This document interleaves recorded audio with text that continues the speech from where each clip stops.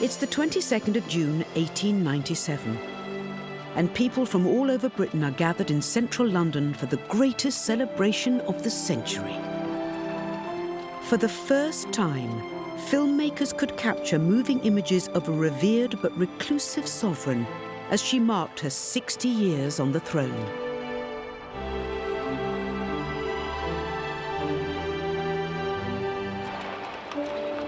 Queen Victoria's Diamond Jubilee in 1897 was the great event of the end of the century. There might have been about 40 cameramen at work during the procession, hanging off railings, stationed at every corner. People said, be sure that you see it.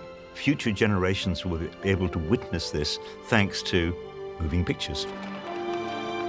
Amid a crowd of around 3 million people, the filmmakers' hand-cranked cameras captured the Queen in her gilded state carriage, escorted by her cavalry. You can see the crowds bustling against the soldiers, wanting to get a sight of her. By 1897, the country is at its height of power. And Victoria, as the figurehead, as the head of state, really represents this power of the nation. During her reign, Britain's empire became the biggest the world had ever known. Its control over a fifth of the Earth's surface meant that Victoria ruled over a quarter of the world's population. She's not just Queen of the United Kingdom, she is Empress of the Great British Empire. It's so symbolic of the influence that Britain wielded at this time, and indeed the legacy that it left behind politically, legally, culturally, linguistically around the world. There we see soldiers of the Empire from Bengal and other places in what was British India. These spectacles are a kind of sanitized representation of what imperialism meant. The empire was built on the blood of soldiers and of the labor of enslaved people. But ordinary people could buy into this, and when they went out to fight and die, they could believe that what they were fighting for was all of this. This is a huge spectacle, a massive, massive pageant. Runs for, I think, 6 miles, perhaps. It's from Buckingham Palace to St Paul's Cathedral. So that's Victoria. She's wearing black, obviously, which is standard Victoria. I mean, she'd worn black for 40 years by this point. She was in mourning for her husband, for a couple of her children, some of her grandchildren. She'd lived to a ripe old age, and so she had buried a lot of people. She's been transformed into this figure we now think of as relatively humorless, tough, and quite elderly. She had arthritis. She was probably in pain as she jolted along in her carriage.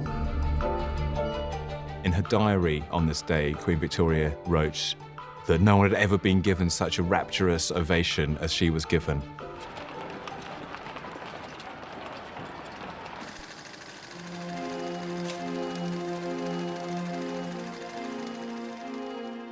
Almost a year to the day after Queen Victoria's Jubilee, huge crowds gathered again in London to toast another grand display of Britain's imperial prestige and power. Filmmaker E.P. Prestwich joined 30,000 spectators at Blackwall on the banks of the Thames to watch the launch of a new giant of the seas, the 13,000-ton battleship HMS Albion. The crowd was excited and expectant, but that mood was about to change.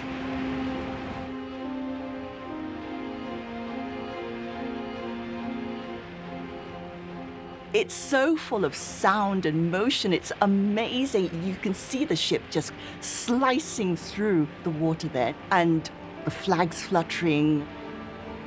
This would have marked the epitome of British naval prowess.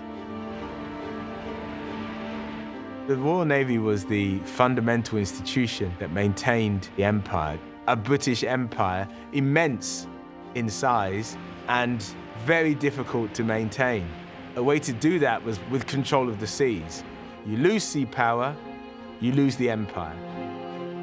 As a state-of-the-art steam-powered battleship, the Albion was a source of great pride for the Royal Navy and the shipbuilders who made her. Launch days were moments of excitement and anxiety for everyone involved. Quite a dramatic time launching a ship. Of course, they don't put the engines and everything in till later on when they're fitting out. But it's always useful to see when they launch that they will in fact float and that you've done the right calculations. Another camera recording events that day belonged to 28-year-old Robert Paul, a man who'd become one of Britain's most talented and prolific filmmakers. He'd hired a motorboat to get closer to the action. We have this film in this form because Paul may have been one of the only early cinematographers to actually have an electric camera. All seems well as the Albion slides down the slipway, but soon a miscalculation does reveal itself, one with deadly consequences. The people launching it have not really quite taken account of the wave that's going to be created, and the scaffolding, which supported a huge crowd of onlookers, was swept away into the water by a great tidal wave. Robert Paul's camera captures the unfolding havoc as the Albion's wake crashes into the viewing platform and plunges 200 spectators into the Thames. When the disaster unfolded, and the reason we have footage of people shouting, gesticulating, is because apparently the camera was just left running. The guy shooing away the filmmaker there, as if the camera shouldn't be watching this and we shouldn't be watching this. He's filming the aftermath. He's not actually filming the launch. And that caused controversy because it was seen as distasteful. In the middle there, do you see that? There's a man who's wearing a bowler hat who seems to be blowing bubblegum, which is quite surprising. But it also is a really lovely image of Victorian stoicism that he's helping clear up after a tragedy, and there he is blowing bubbles, and these men who aren't looking flustered or too emotional, but they're getting on with trying to help with this tragedy that's happened. It is the first disaster movie, in a way. It's actually shot in the teeth of disaster, right on the spot, simply because the camera happened to be there.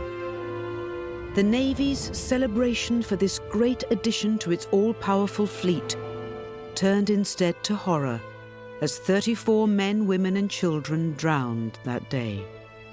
The Albion disaster remains one of the worst ever tragedies on the Thames.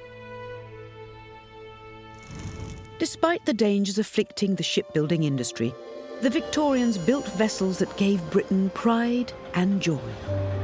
Their cameras captured Britain's boarding luxury liners and observed hijinks on the high seas. It's clear there's no women taking part. I don't think anybody with a big dress would have fitted through these hoops. But they're on the sidelines cheering them on.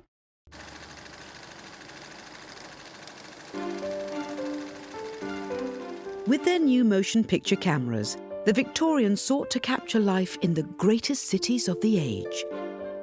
Blackburn-based film producers Mitchell and Kenyon observed the powerhouse of England, the North. They were drawn to the metropolis on the Mersey that linked the manufacturing industries of Lancashire and Yorkshire to the Empire and beyond. This is the great port city of Liverpool, which is very dear to me because I grew up in Liverpool as a little girl. Liverpool was a very prosperous city by now. It had made a lot of money, serious money, from the slave trade going back to the 1700s. And you can see this very grand motor vehicle that's just come out of a garage, that it's well ahead of the times. Just around this time, a law is passed in Parliament to increase the speed limit from 2 miles per hour to 14 miles per hour. So that was a great excitement for everybody that they could now do 14 miles per hour legally in their French imported cars. This is fantastic. This is Holy Corner. Throughout the Victorian period, shopping became a major part of the leisure activity, and these shopping arcades were known as cathedrals of consumption. I mean, the title of the shop, Bunnies, is lovely. Specialists in oriental goods and novelties, perfumes, stationers. I mean, they sell everything. The one thing that really caught my eye was on the top floor there, where you have what looks like teapots. Now, of course, that really resonates with me because at the height of the Victorian era, Britain was importing a lot of goods from China, including porcelain and, of course, teapots. This is a hat shop. Hats incredibly important for Victorians to signal their status. So it's great to see here, the reds and the blues and the greens, and these are quite lively colours that people are wearing. It's very easy to assume Victorians rather drab and colourless in all sorts of ways. But here we can see, they had a strong sense of fashion and of colour, and they like to look good. Even the dog there, look, has got a coat on. So if you thought that coats for pets was a silly modern invention, there we go. There's a pug wearing a nice woolen coat. The three women that you can see here, hats that they're wearing are absolutely magnificent. The ermine that they're wearing, they're dressed in absolutely stunning clothes. And they're not black and white. They're engaging in colour. They're wearing things that delight them. Textiles were a vital commodity in the story of Victoria's empire. Raw cotton from America, India and Egypt was the biggest import into Liverpool's docks, much of it sent on for processing in Lancashire's mills. At its peak, an astonishing 40% of the world's cargo passed through the port of Liverpool, through entry points like this one, Alexandra Dock, which opened in 1880. These dock workers would probably have been loading and unloading from the great ships that would come from far and wide. They were part of this very important economic cog in a big economic wheel without realizing it, I think. And there's a boy there who's clearly trying to sell newspapers without a huge amount of success. 1890s is the beginning of sort of modern tabloid newspaper journalism. The Daily Mail is founded in the 1890s. A few generations before this, there's no way that working men would have either been able to read or been able to afford to buy a newspaper. As Britain's leading gateway to the Americas, Liverpool also established itself as the main point of departure for some of Britain's biggest transatlantic cruise liners. Each year, companies like Cunard and the White Star Line would transport hundreds of thousands of British travellers, many of them migrants planning to start new lives in the US.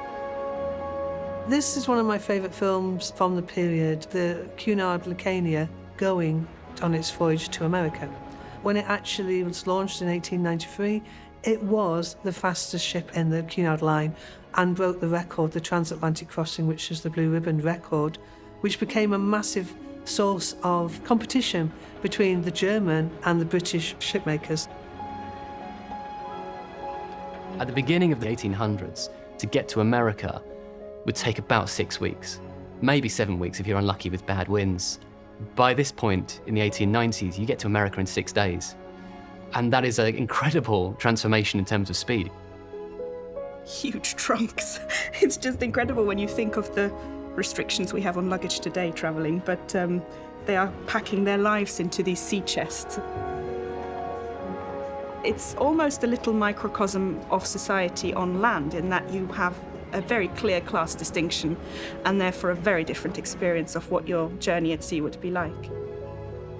This is a story of mobility for the rich and the poor. So you take a liner like this, you might think, oh, it's very grand, this is the rich, travelling in style across the Atlantic, but it's just crammed full of third-class passengers.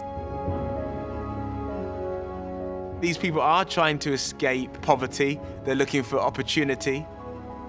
We don't often think of the white English population as an immigrant population, but in fact, that's how America, to a greater extent, became America, because of migration from this country.